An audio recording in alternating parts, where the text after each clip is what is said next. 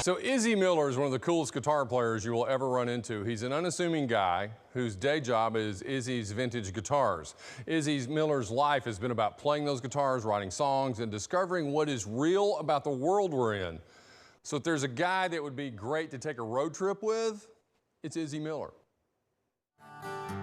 Been waiting down here for someone to pick me up.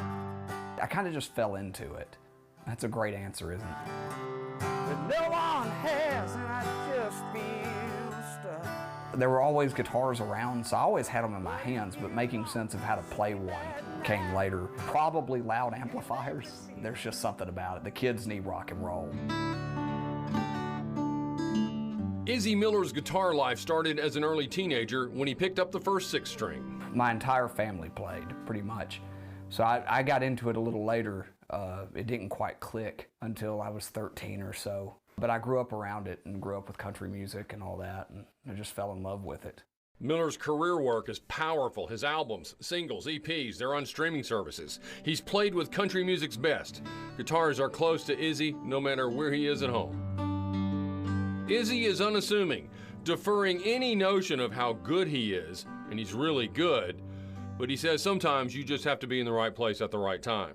The first thing I would say to that is everyone that I was in the room with was more talented than I was, and that's overwhelming. When you realize that everyone in the room is a better musician than you are, and you're just kind of here. Again, it has very little to do with talent, which is a shame, because there's so many talented individuals and bands out there that'll never have that success. It's not fair. An example, Izzy says, Thin Lizzy to me is the greatest rock and roll band of all time. They're known, but they're not a household name. So when you're in that room, it goes back to that overwhelming thing. It's incredibly overwhelming, which is one of the reasons I later kind of backed off of it. He's found a new creative outlet as a writer. That journey's taken him to the heart of America, and with that, Izzy is not a fan of the interstate. Largely, and I hate to say it, but the interstate truly ruined the country. It bypassed, when people think, you think about cars because you think about Route 66.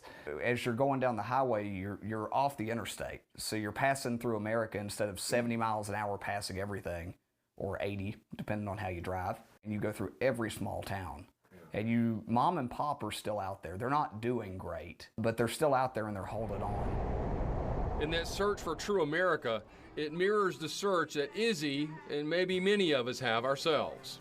It's getting back to that. I very much lost that part of myself for a long time. And that's one of the reasons I had to get out of the music business for a little while. As I've been on the road, I'm really starting to get back to the root. That's kind of what the book's about.